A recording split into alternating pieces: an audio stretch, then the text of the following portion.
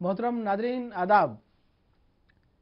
ETV के ख़ास programme ख़ास मुलाकात में आज सरज़मीन लखनऊ पर आपका इस्तकबाल है, आपको खुशामदीद कहते हैं। जैसा कि आप जानते हैं, ख़ास मुलाकात में हम हमेशा एक बहुत मारूफ बड़ी मुमताज़ शख्सियत को अपने स्टूडियो मदऊ करते हैं।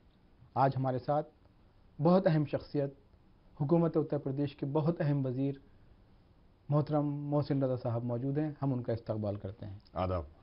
आप जानते हैं कि बात चाहे हज की हो, औक़ाफ़ की या दूसरे अक़लियती उमूर की, तमाम गोशों में मोहसिन रज़ा साहब ने बड़ी अहम पेशरफ़्त की है और अपनी एक शनाख्त बाकायदा बीजेपी में कायम कर ली है।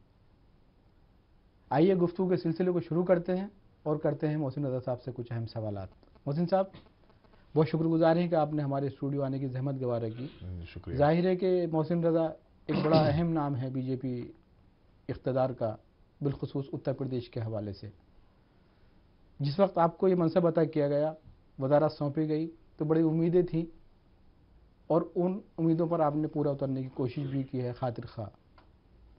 क्या कुछ मंसूबा आपके पास है फिलवक्त उस अहम तबके के लिए जिसका अभी तक इत्तिसाल होता रहा है या जो इस अंदेशे में मुब्तला है कि कहीं ना कहीं उसकी हक तलफी की जाती रही है? तो मोहसिन रज़ा के पास क्या मंसूबे उनके लिए हैं? नहीं तारिक साहब, बहुत अच्छा सवाल आपने उठाया और ख़ास करके मैं देखने वाले तमाम अपने जो ऑडियंस हैं, जो उनको मैं बताना भी चाहता हूँ कि भारतीय जनता पार्टी और मोदी जी प्रधानमंत्री देश के और उत्तर प्रदेश के वज़ीर आला योगी जी, जब से हम लोगों ने यहाँ कमान संभाली है और देश की कमान मोदी जी के हाथ में आई है, तब से और अब तक अगर देखें तो अक़लियत के लिए जो भी चीज़ें आगे लाई गई हैं, उसमें सबसे बड़ा जो आपने एक सवाल किया कि आप क्या और आगे प्लान कर रहे हैं, तो जो प्लान हम सोचते हैं उससे पहले हमारी पार्टी के जो बड़े लीडर्स हैं या प्रधानमंत्री, मुख्यमंत्री वहां पहुंच चुका होता है। तो यही खास बात है, भारतीय जनता पार्टी की खुसूसियत है। भारतीय जनता पार्टी सबका साथ सबका विकास की पार्टी है। जिस तरह से जो जिम्मेदारियां मिली, जो डिपार्टमेंट्स हमको मिले, जो आपसे भी छुपे नहीं हैं, हमसे भी छुपे नहीं हैं, आम हमारे जो नाजरीन हैं उनसे भी छुपे नहीं, लेकिन उन डिपार्टमेंट्स में कुछ बचा ही नहीं था। खासकर अगर औकाफ की बात करें तो लगभग 1 लाख करोड़ रुपए के औकाफ बेचे जा चुके हैं, खुर्द-बुर्द हो चुके हैं। अब किसने किया, आप किसी पर आरोप लगाइए तो वो कहता साहब हम पर आरोप लगा रहे हैं, लेकिन सच्चाई तो ये है कि वो हक तलफी हमारे मुस्लिम समाज के दबे कुचले लोगों के, जिनके बेनिफिट्स के लिए वो औकाफ वक्फ किए गए थे, वो लुट चुके, बर्बाद हो चुके। योगी सरकार चाहती है कि जो औकाफ हम बचा सकते हैं उनको बचा दें और बचाने के बाद उनसे मिलने वाली आमदनी मुस्लिम समाज के, मुस्लिम तबके के दबे कुचले लोगों तक पहुंचाई जाए। बेनिफिशरीज की वो तो चूंकि एक अलल औलाद वक्फ है, उसका अलल औलाद को जाएगा, उनकी बेनिफिशरीज उनकी औलाद होती हैं, लेकिन जो और पैसा जो दीगर औकाफ हैं, जो अलल खैर हैं, उसको बचाया जाए, उसको डेवलप किया जाए, ईमानदारी के साथ डेवलप किया जाए और डेवलप करके वक्फ बोर्डों की आमदनी बढ़ाई जाए। वहां पर जो लोग काम करते हैं, जो वहां के मुलाजिम हैं, उनकी तनख्वाहें भी रुकी हुई रहे। ये आज की सरकार का काम नहीं है, ये पिछली सरकारें थी जो हमेशा से मुसलमानों का वोट लेती थी, उनकी हमदर्दी जताकर, और उनकी कभी फलाह नहीं की उन्होंने, चाहे वो कांग्रेस रही हो, चाहे वो सपा रही हो, चाहे बहुजन समाज पार्टी रही हो। मैंने नहीं देखा, मेरे सामने कोई ऐसी चीज नहीं आई। अगर हमने मदरसों को उठाकर देखा, वहां भी करप्शन देखा, औकाफ देखे, वहां भी करप्शन देखा। बहुत खूबसूरत बात की आपने मोहसिन साहब। आप चाहते हैं कि जो हुकूक हैं अक़लियतों के, बिलखुसूस औकाफ के हवाले से वहाँ तक पहुँचने चाहिए, लेकिन एक बड़ा अहम इंसान, आप जानते हैं कि शिया वक्फ बोर्ड के चेयरमैन के हवाले से आपने भी बड़ी मुखालफत शुरू में की, मुखालफत क्या बल्कि आवाज़ एहतजाज बुलंद किया आपने। तो क्या ये मुमकिन है कि एक अगर बकौल आपकी पार्टी के या दूसरे लोगों के एक करप्ट आदमी बैठा रहे मनसब पर, तो क्या ये सूरत हाल बदल सकती है? नहीं, देखिए ऐसा है, बैठा रहे या ना बैठा रहे, चूंकि जो भी दोनों बोर्ड होते हैं या हज कमेटी है, तो हज कमेटी में आज भी आजम खान साहब उसके अध्यक्ष हैं। ऐसे ही उनके ही जरिए बनाए गए दोनों अध्यक्ष सुन्नी और शिया वक्फ बोर्ड में भी बैठे हुए, उन्हीं के बनाए हुए हैं, पिछली सरकारों के बनाए हैं। हम तो इनके साथ, इस भ्रष्टाचार के साथ, इन भ्रष्टाचारियों के साथ जुड़कर इनमें से कुछ अच्छे काम करना चाहते हैं, कि जुड़कर इन द सेंस कि मतलब हमारे पास सरकार अब है, तो जो हमारे हाथ से हो सकता है बेहतर वो करें, और जो ये गड़बड़ कर चुके हैं उसकी जांच के लिए भी कह दिया गया है, और जो ये गड़बड़ कर रहे हैं उसको रोका जाएगा, वो करने नहीं दिया जाएगा। मोहसिन साहब, बहुत अजीब सी बात है कि जाहिर है कि ऐसा शख्स जिसके खिलाफ मुकदमे दर्ज हैं, ऐसा शख्स जिसके खिलाफ मुजाहिरे सड़कों पर हुए हैं, एक ऐसा शख्स जिसके खिलाफ उलमाए किराम निकल के आए हैं, बजाते खुद मोहसिन रजा आवाज़ उठाते रहे हैं, वो मनसब पर बना हुआ है, उसके साथ कैसे आप जाहिर है कि नेगेटिव पॉजिटिव मिलके आप ये हक दिलवा सकेंगे अक़लियतों को या उन लोगों को जिनका इस्तेसाल अभी तक हुआ है? कोई कार्रवाई उनके खिलाफ अभी तक नहीं हो रही है, हुकूमत मुस्तकिल खामोश है, FIR दर्ज नहीं होती है उनके खिलाफ जो ऑलरेडी FIR दर्ज है उन पर कार्रवाई रुक गई है। तो ये जो पूरा मंजरनामा है ये क्या इशारे दे रहा है मोहसिन साहब? नहीं, बिल्कुल भी आपको शायद इसका इल्म नहीं है कि मैंने ही हमारी सरकार के दौरान 3-4 मुकदमे हुए हैं जिसमें चार्जशीट हो गई है, और चार्जशीट के साथ साथ वो हाई कोर्ट सुप्रीम कोर्ट भी जाते हैं। जाहिर सी बात है, न्यायालय में जब मामला चला जाता है वहां पर हमें रुक जाना होता है, क्योंकि न्यायालय में जब मामला चला जाता है उसमें हमारे आपके हाथ में नहीं रह जाता है। जितना जहां तक सरकार की बात है, जहां जहां पर भी जो भी चीजें वक्फ की, औकाफ की खुर्द-बुर्द हो रही थी, उस पर बहुत तेजी के साथ पूरे वेस्टर्न यूपी से लेकर ईस्टर्न यूपी में, आप सेंट्रल यूपी में कहीं पता कर लीजिए, कोई भी एक प्रॉपर्टी कहीं भी अपने नामानिगार से कहिएगा जाकर ले आए और कोई फुटेज दिखा दे। अगर हम उसको 2 घंटे के अंदर वहां पर सारी चीजें अपने हाथ में न ले लें तब कहिएगा। क्यों? क्योंकि अब जो हक तलफी होना थी हो चुकी। इस सरकार में, योगी सरकार में, मोदी सरकार में अकलियत ही नहीं, देश के हर इंसान की जो फलाह है वो महफूज है और उनका विकास महफूज है, विकास उनका होके रहेगा। इसलिए अकलियत को भी अब परेशान होने की जरूरत नहीं। एक बड़ा अजीब सा इल्जाम लगा आपके ऊपर कि साहब, वो जाहिर है कि जब आपने औकाफ के तहफ़्फ़ुज़ के लिए आवाज़ बुलंद की, वक्फ चेयरमैन के खिलाफ आवाज़ एहतजाज बुलंद की, तो ये इल्ज़ाम लगा दिया गया आप पर। ये तो आप जानते हैं कि ये इल्ज़ाम था या हकीकत थी, क्या था कि साहब मोहसिन रजा ने भी कुछ औकाफ की ज़मीनों पर कब्जे कर रखे हैं, जिसकी बुनियाद पर आप के ऊपर ये इल्ज़ाम भी लगता है कि मोहसिन रजा इस इल्ज़ाम के बाद बैकफुट पर चले गए हैं। अब कोई बयान उनका वसीम रिजवी के खिलाफ नहीं आता है, कोई बयान उनका वक्फ बोर्ड के उस चेयरमैन के खिलाफ नहीं आता है जिसके खिलाफ शिया उलमाए किराम तक भी मैदान में उतरे हैं, सड़कों पर। ऐसा बिल्कुल नहीं। मैंने हमेशा से कहा कि जो गलत है उसके खिलाफ मैं हूं, हमेशा रहूंगा, आखिरी दिन तक मेरी लड़ाई है। भ्रष्टाचार, भ्रष्टाचारियों से, अपराधियों से, इनसे समझौता नहीं कर सकते मोहसिन रजा। मेरा अपना एक उसूल है, उसूली जिंदगी मैंने जी है। आरोप तो लगेंगे ही, जाहिर सी बात है, जब मैं अच्छे काम करूंगा तो आरोप तो लगना स्वाभाविक सी बात है। ये तो आप सोचिए, हमारे प्रधानमंत्री पर लगते हैं आरोप, योगी जी पर लगते हैं आरोप। जो अच्छे काम करेगा उस पर आरोप लगाना विपक्ष का काम है। ये जो हमारे मुखालिफ में खड़ा होना चाहता है उसका काम है आरोप लगाना। लेकिन अगर हमारे ऊपर आरोप होंगे ना, तभी तो आप हमें डैमेज कर पाएंगे ना। जब है ही नहीं, आप हम कहें कि तारिक साहब आप ऐसा करते हैं वैसा करते हैं, जब तारिक साहब वैसे है ही नहीं, मेरे कह देने से तारिक साहब थोड़ी खराब हो जाएंगे। हाँ, अगर हम खराब हैं तो आपको कहने की जरूरत नहीं पड़ेगी। कहीं ये एहसास होता है मुझे साहब, जिस वक्त आपको वजारत सौंपी गई थी, जिस वक्त आपने इस मैदान में कदम रखा था, उस वक्त ये जो आवाज़ थी औकाफ के तहफ़्फ़ुज़ के लिए बड़ी बुलंद आवाज़ थी, लेकिन अब कहीं ना कहीं इसे एक दब्ती महसूस होती है, वो शिद्दत इसमें नहीं है। क्या कहना चाहेंगे? नहीं, शिद्दत है, बिल्कुल है, शिद्दत है। और आप कैसी बात कर रहे हैं? अभी जितने भी लोग हैं, जो भी मुझसे मिल रहे हैं, चाहे सुन्नी वक्फ बोर्ड हो, चाहे शिया वक्फ बोर्ड हो, उनके खिलाफ और जो भी लोग हैं, हम तो उनका भी शुक्रिया अदा करेंगे जो आकर हमें इन्फॉर्म करते हैं, सरकार को बताते हैं। हमें तो जो चीज का पता चलता है फौरन उस पर सरकार कार्रवाई करती है। कार्रवाई करने में 1 सेकंड नहीं लगाते हैं, एक जरा सा झिझकती नहीं सरकार। योगी सरकार की और मोदी सरकार की यही खासियत है कि हमें कोई भी बात भ्रष्टाचार की और चोरी की मिलेगी, उस पर कार्रवाई सरकार करेगी। आपके इल्म में होगा मोहसिन साहब के मजलिस उलमाए हिंद के बहुत अहम और जिम्मेदार लोगों ने वज़ीर आला से मुलाकात की, योगी जी से मुलाकात की। वहाँ पर ये यकीन दहानी कराई गई, कल्बे जवाद साहब ने मुलाकात की, ये यकीन दहानी कराई गई कि वसीम रिजवी के खिलाफ जल्द अज जल्द कार्रवाई होगी। ये सब दुनिया जानती है, जग आया है। आज तक कोई कार्रवाई नहीं की जा रही है। देखिए, ये बड़ा अहम मसला है। देखिए, असल में है क्या कि हमारे यहाँ हर चीज बहुत जल्दी में चाहते हैं। 15 साल के बाद हम हुकूमत में आए हैं। 15 साल में जो कुछ हुआ है आपको पता है, नीचे से ऊपर तक पूरा सिस्टम गड़बड़ था। उस सिस्टम को सुधारने में क्या एक दिन आप लगाएंगे? 1 महीने में आप सुधार देंगे सिस्टम? आप भी तारिक साहब जानते हैं, आप खूब जानते हैं, अच्छी तरह से जानते हैं। ये जो बेईमानी होती है, इसमें नीचे से ऊपर तक सारे तार जुड़े हुए होते हैं। हर जगह से आपको कनेक्शंस काटने होते हैं, तब जाके आप भ्रष्टाचार पर लगाम लगा पाते हैं। वरना यहां से कटिया नहीं लगेगी, यहां से कांटा लगाकर लाइट जला लेंगे। वो तो जब तक कि हम पोल से ही नहीं उड़ाएंगे सारा एक तार को, तब तक कि ये सप्लाई बीच से चलती रहेगी। तो कहीं ना कहीं हमें वक्त लगा जरूर है। लेकिन मैं आपसे बता रहा हूं कि जो सीबीआई की जांच है वो भी अपने धीरे धीरे रफ्ता रफ्ता अपने पाए तकमील तक पहुंच रही है। और जो बोर्ड भंग करने की फाइल है वो भी धीरे धीरे चल रही है। ऐसा कुछ नहीं है, हर चीज होगी। जो हमने कहा है वो करेंगे, क्योंकि हमारी सरकार संकल्प लेती है। हम वादा नहीं करते, भारतीय जनता पार्टी वादे नहीं करती, हम संकल्प लेते हैं और जो संकल्प लेता है वो उसको खुद पूरे करना होते हैं। गुफ्तगू का सिलसिला जारी रहेगा। मोहतरम नाज़रीन इकराम, अभी वक्त एक छोटे से ब्रेक का, ब्रेक के बाद मोहसिन रज़ा साहब से गुफ्तगू का सिलसिला जारी रहेगा। देखते रहिए सरजमीन लखनऊ से हमारा ख़ास प्रोग्राम ख़ास मुलाकात।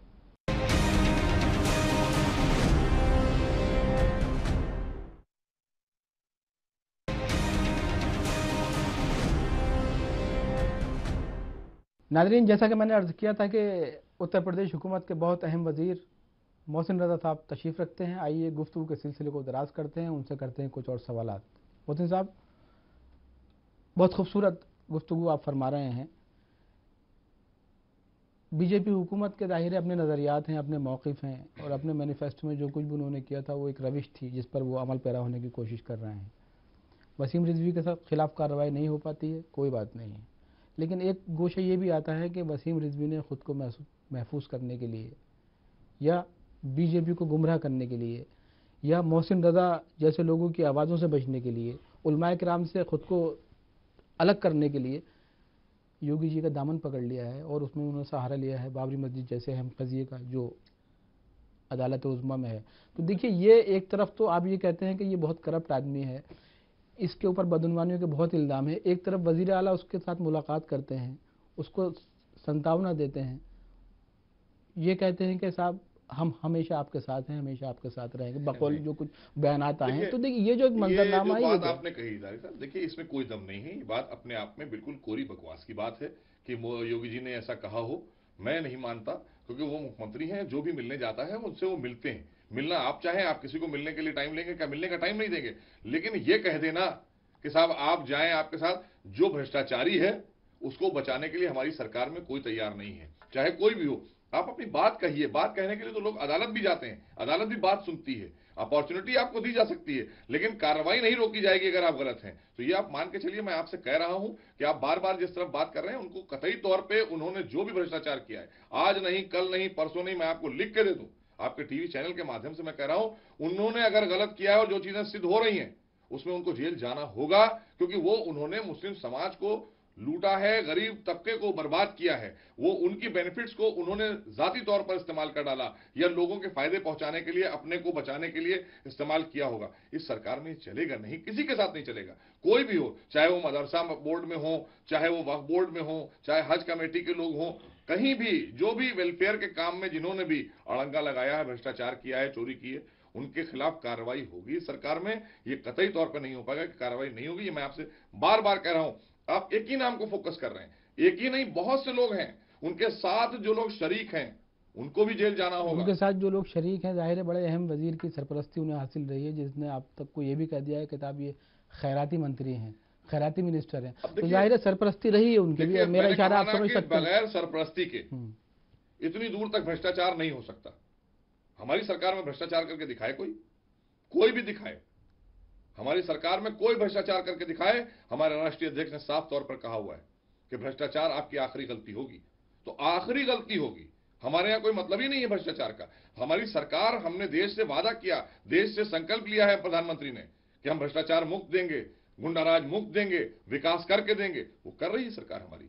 मदारिस के ताल्लुक से बड़े अहम नुकात सामने आ रहे हैं, और कहीं ना कहीं मुझे मालूम नहीं कि आपके सामने क्या मंजरनामा है, लेकिन जो हमारे सामने मंजरनामा है वो ये है कि अक़लियतों में इस एहसास की तरवीज हो रही है, ये एहसास परवान चढ़ रहा है कहीं ना कहीं, चाहे वो मदारिस के ताल्लुक से हो या दूसरे अहम मौज़ूआत के ताल्लुक से हो, शरई मसाइल हो, कि बीजेपी के पास शायद इन अहम मौज़ूआत के अलावा कोई दूसरा कोई मौजू नहीं है। अब आप देख सकते हैं, चाहे 3 तलाक़ का मसला हो या मदारिस इस्लामिया की बात हो, उन्हें जदीद तालीम से आरास्ता करने की बात हो, या छुट्टियों का मामला सामने आया हो, तो ये तमाम ऐसे मौज़ूआत हैं जिन पर सिर्फ और सिर्फ अक़लियतें ये महसूस कर रही हैं कि उनकी घेराबंदी की जा रही है। क्या कुछ कहना चाहेंगे इसमें आप? नहीं, देखिए, वे बिल्कुल भी पहली बार ऐसा हो रहा है देश में।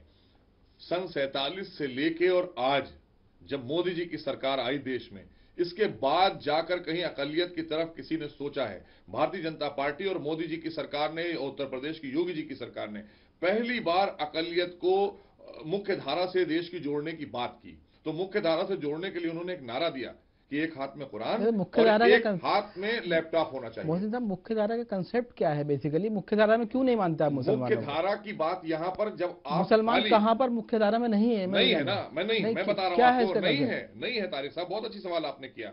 नहीं इसलिए है कि आप मदरसे से मुख्य धारा में, मैं कह रहा हूं आपके चैनल के माध्यम से, अपने माशरे से कह रहा हूं, मुस्लिम समाज से कह रहा हूं कि आप दीनी तालीम से मुख्य धारा में कभी नहीं जुड़ सकते। आप मजहबी तो हो सकते हैं लेकिन दुनियावी आप नहीं हो सकते। कि पहली बार देश के प्रधानमंत्री आदरणीय मोदी जी और जनाब योगी जी वो खुद आगे आकर कह रहे हैं कि इन मदरसों को बड़ा अजीब सी बात है आगे किया जाए और इन मदरसों को हाईटेक किया जाए, इनकी एजुकेशन की, इनकी तालीम का स्तर बढ़ाया जाए, अच्छा किया जाए। अब ये सब चीजों को लेकर अगर आपको लगता है कि ये गलत हो रहा है तो मुझे लगता है बड़ी हैरत की बात है। आप अपने जाविये से सही सोच रहे हैं, जरूर इस पर अमल करिए, आप जरूर चीज़ों को बेहतर बनाने की कोशिश की जाए। लेकिन वो चीज़ें मसलन उर्दू असातिज़ा की तकर्री रुकी हुई थी, आज तक रुकी हुई है। 3 तलाक के मसले पर बिल पेश कर दिया जाता है, बिल पास कर लिया जाता है। 3 तलाक चूंकि औरतों के माफ फरमाएंगे आप, लेकिन वो बिल आज तक पेंडिंग पड़ा की बात है, वो बिल आज तक पेंडिंग पड़ा हुआ है जिसमें लोकसभा। अच्छा बताइए, एक चीज मैं आपसे सवाल कर रहा हूं कि सच्चर कमेटी और रंगनाथ मिश्रा कमेटी पिछले 20 साल से टेबल पर उनकी रिपोर्ट टहल रही है। वो कांग्रेस की सरकार और ये पूरी तरह बिल्कुल सही फरमा रहे हैं, बहुजन समाज पार्टी, ये इसकी जिम्मेदार क्या भारतीय जनता पार्टी है? बिल्कुल पूरी तरह कांग्रेस भी जिम्मेदार है, गुज़िश्ता हुकूमतें भी जिम्मेदार है। नहीं, लेकिन बताइए, आप हमसे जो आपको बेहतर की तरफ ले जाना चाहता है, जो आपको बेहतरी की बात आपकी कर रहा है, जिसने मिडिल ईस्ट के देशों में सबसे ज्यादा विजिट करके आपके ताल्लुकात और अच्छे आपके जरिए खोलने की बात की। ये गोशा भी आपने बहुत अच्छा बयान किया। वो ये क्योंकि इस हवाले से भी बीजेपी पर बहुत तनकीद होती रही है कि सिर्फ और सिर्फ अखबार का सिलसिला जारी है। बहरहाल तामीरी काम आप कर रहे हैं, बहुत खुशी की बात है। नाज़रीन इकराम, अभी मोहसिन रज़ा साहब से गुफ्तगू का सिलसिला जारी रहेगा। अभी वक्त हो जाता है एक छोटे से ब्रेक का। ब्रेक के बाद फिर आप देखते हैं कि ख़ास मुलाकात का सिलसिला किस अंदाज से जारी रहता है। देखते रहिए सरजमीन लखनऊ से हमारा ख़ास प्रोग्राम ख़ास मुलाकात।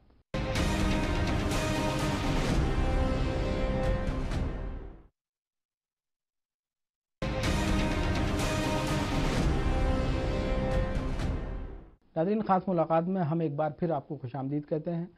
और जैसा कि मैंने अर्ज़ किया था, मोहसिन रज़ा साहब हमारी सियासत का बड़ा अहम नाम है और बहुत कोशिशें कर रहे हैं वो अपने तौर पर ज़ाती एतबार से भी और हुकूमती सतह पर भी कि मुआशरे में किसी हद तक सुधार आए, बेहतरी की तरफ गामज़न हो सके। मोहसिन साहब, बकौल आपके कि तरक्की के रास्ते पर गामज़न है उत्तर प्रदेश। काफ़ी दिन हो गए इस हुकूमत की तश्कील को, बहुत से मसाइल हैं, बहुत सी चीज़ें ऐसी हैं जो आपने हल की हैं, बहुत सी चीज़ें ऐसी हैं जो आप हल करना चाहते हैं बकौल आपके। लेकिन ये देखिए कि आप अक़लियती कमीशन की बात उत्तर प्रदेश की करें, हम उर्दू एकेडमी की बात करें, हम फ़खरुद्दीन कमेटी की बात करें, हम ये वो तमाम इदारे हैं जहाँ से अहले ज़बान को, अहले अदब को, उर्दू वालों को बहुत फ़ायदा हो सकता था या बहुत फ़ॉल हो सकती थी ये तमाम तंजीमें, ये तमाम कमेटियाँ।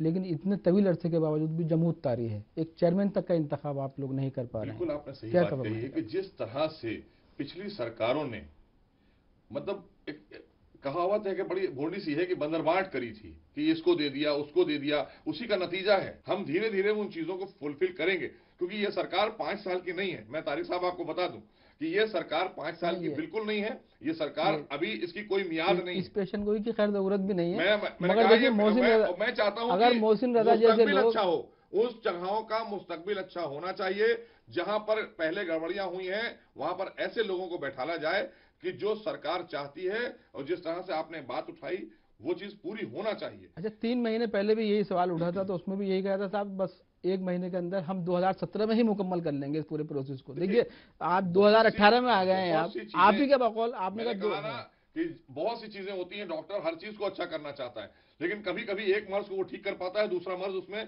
पनप जाता है। उस मर्ज को खत्म करना पड़ता है कि ताकि हमेशा के लिए जड़ से उस मर्ज को खत्म किया जाए, हमेशा के लिए वो आदमी स्वस्थ रहे, आराम से सेहतमंद रहे और काम भी करता रहे। इसलिए यहां पर ऐसा काम ना हो।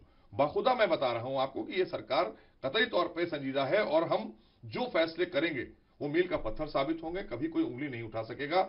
आज जो तमाम बातें करते हैं कि साहब ट्रिपल तलाक की बात, ये ट्रिपल तलाक का इशू आज का इशू है। ट्रिपल तलाक 86 का इशू है। 86 में कौन सी भारतीय जनता पार्टी की बात थी? 86 में जब शाबानो केस जीत गई मुस्लिम पर्सनल लॉ बोर्ड ने क्यों अड़ंगा लगाया और राजीव गांधी पर दबाव बना के बात- कांग्रेस से ये फैसले को पलट नहीं, मेरी बात होने दीजिए पूरी। उस फैसले को अगर नहीं पलट पाया होता तो आज तक जो भी तमाम मुस्लिम समाज की बहनों की जो जिंदगियां खराब हुई उसकी जिम्मेदार सीधी तौर पर कांग्रेस और उसके सहयोगी दल और मुस्लिम पर्सनल लॉ बोर्ड रहा।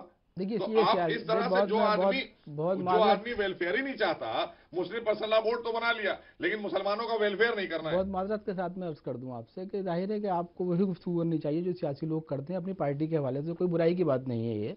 अब आपको हर चीज में देखिए आपको सियासत भी नजर आ गई। मेरा मकसद सिर्फ ये है, वो लोग जो बहुत मायूस हैं, वो उर्दू के हवाले से हो, चाहे अकेडमीज के हवाले से हो या अक़लियती कमीशन के हवाले से हो, उनको एक जिम्मेदार लीडर की तरफ से, एक जिम्मेदार वजीर की तरफ से क्या यकीन दहानी हम ईटीवी उर्दू के इस मोतबर प्लेटफॉर्म से क्या कहा कि सरकार बहुत संजीदा है उनको लेकर, और उन्हीं को नहीं सारे लोगों को लेकर, 22 करोड़ जनता को लेकर, 22 करोड़ अवाम को लेकर योगी सरकार सीरियस है और बहुत ही संजीदगी के साथ में आगे बढ़ रही है कि उनको कैसे एम्प्लॉयमेंट दिया जाए, कैसे जो हमने जो भी उनसे वादे किए हैं, जो मैनिफेस्टो में लाए, उसको कैसे फुलफिल जल्दी से जल्दी किया जाए।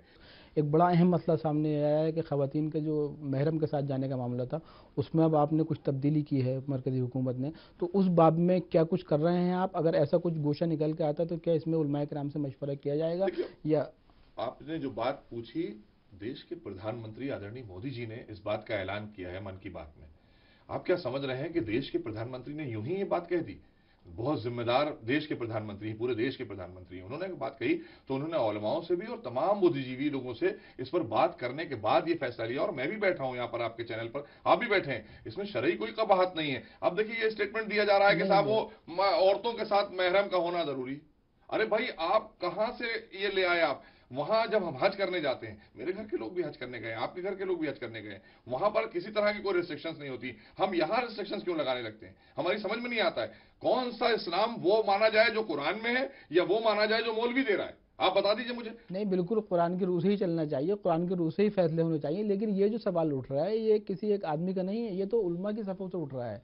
उलमाए कराम ये उठा रहे हैं, कम से कम मशवरे करने चाहिए। उलमाए कराम भी अगर कोई काम करेंगे तो वो कुरान की ही रूह से, कुरान की रोशनी से कर सकते हैं, उससे हट के नहीं कर सकते।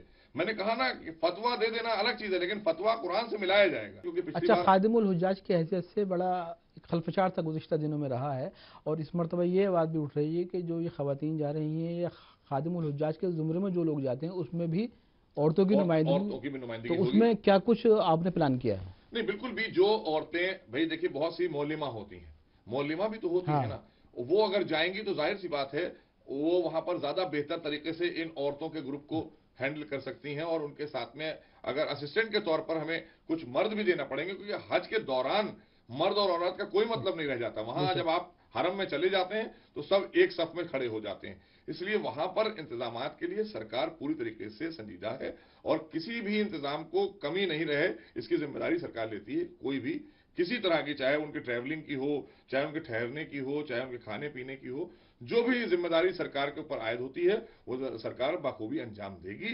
ये एक वजीर आपसे यहाँ बैठकर कह रहा है सरकार। बहुत शुक्रिया आपका मोहतरम नाज़रीन इकराम। ये थे जनाब मोहसिन रज़ा साहब, जिन्होंने ख़ास मुलाकात में हमें अपना बहुत कीमती वक्त दिया।